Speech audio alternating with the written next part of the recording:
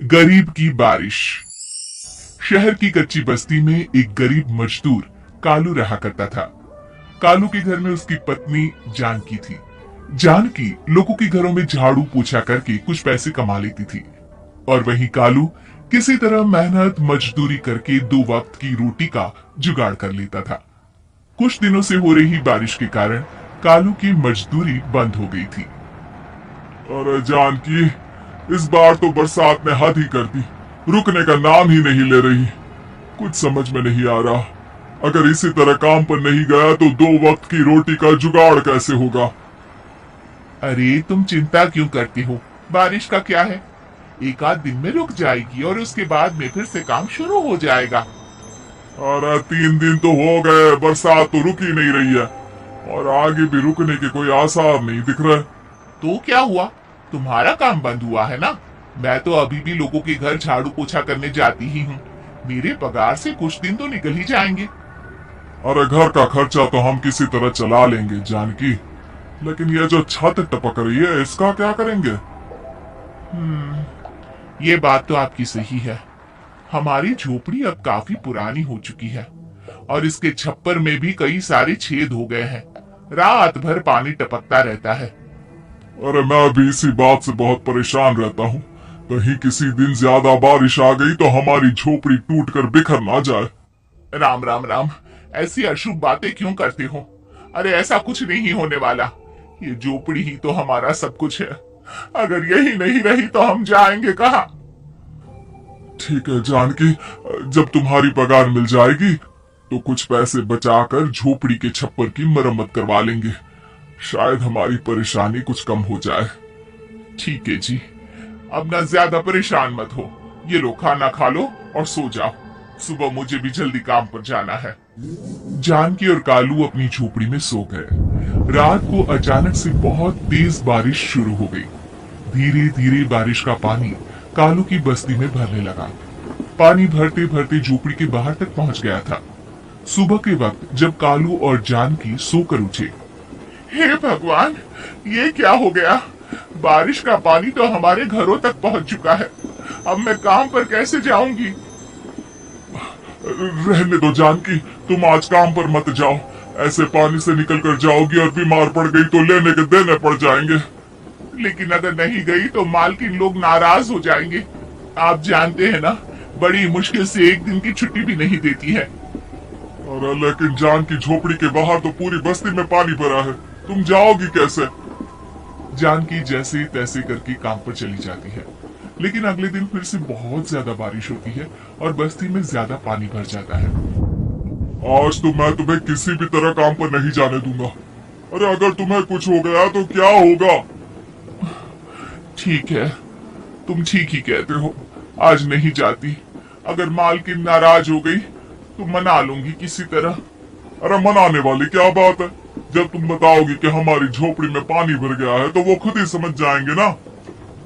अगले 2 दिन तक तेज बारिश होने की वजह से जानकी, कालू और आसपास की बस्ती में रहने वाले सभी लोगों के घरों में पानी भर जाता है, जिसकी वजह से जानकी काम पर नहीं जा पाती। और 3 दिन के बाद जैसे ही जानकी काम पर पहुंचती है, कहाँ थी तुम? पिछले 3 दिनों से काम पर क्यों नहीं आई? मेम साहब क्या बताऊं, इतनी ज्यादा बारिश हो रही थी, हमारी पूरी बस्ती में पानी भर गया है और उससे भी ज्यादा तो मेरी झोपड़ी के अंदर पानी भर गया। आप ही बताइए कैसे आती मैं? इसका मतलब ये हुआ कि बारिश होगी तो तुम काम पर नहीं आओगी? ना ना, मेरे कहने का ये मतलब नहीं था मेम साहब। तुम जानती भी हो 3 दिन से कितनी परेशानी हो रही है मुझे, सारा काम मुझे खुद करना पड़ा।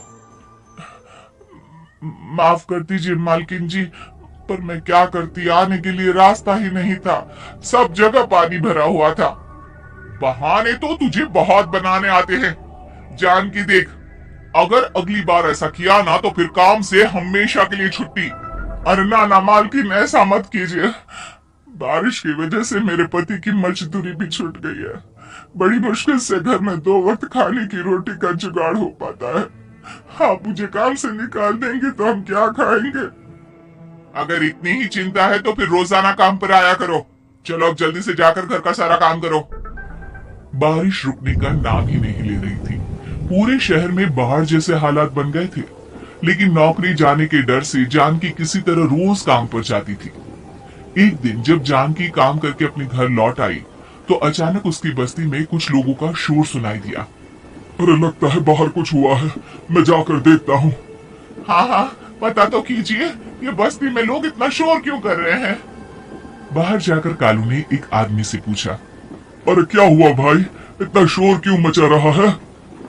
अरे क्या बताए भैया, अपनी बस्ती के बाहर एक पुल टूट गया है और वहाँ पर एक कार फंसी है। थोड़ी देर में अगर किसी ने नहीं बचाया ना तो वो कार पानी में बह जाएगी। ये क्या कह रहे हो भैया, कार के अंदर कोई है क्या? हाँ, कोई औरत बैठी है, अकेली है, बहुत रो रही है बेचारी, मदद के लिए बुला रही है। अरे तो हमें जाकर उनकी मदद करनी चाहिए ना। अरे लेकिन इसमें बहुत खतरा है, हमें अपने आप को बचाना चाहिए। पानी कभी भी हमारी बस्ती की तरफ आ सकता है। अरे तुम्हें नहीं चलना तो मत चलो, लेकिन मैं तो जाकर उस औरत की मदद जरूर करूंगा। कालू उस जगह पर पहुंचता है जहां वो औरत कार में फंसी हुई थी। वहां पर पानी का बहाव बहुत तेज था और सारा पानी कालू की बस्ती की तरफ ही आ रहा था।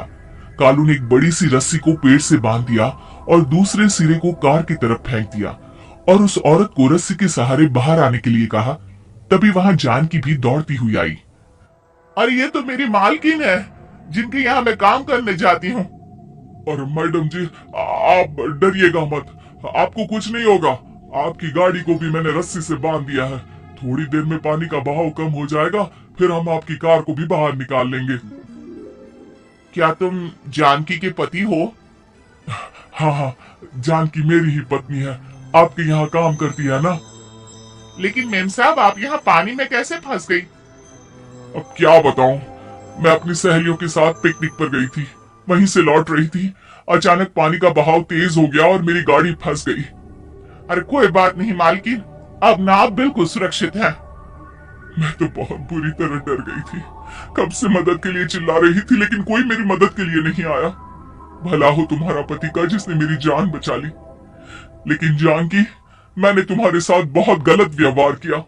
इतने खराब मौसम और बाढ़ में भी तुम्हें काम पर आने के लिए कहा, नौकरी से निकालने की धमकी भी दी, और तुमने मेरी जान बचाई।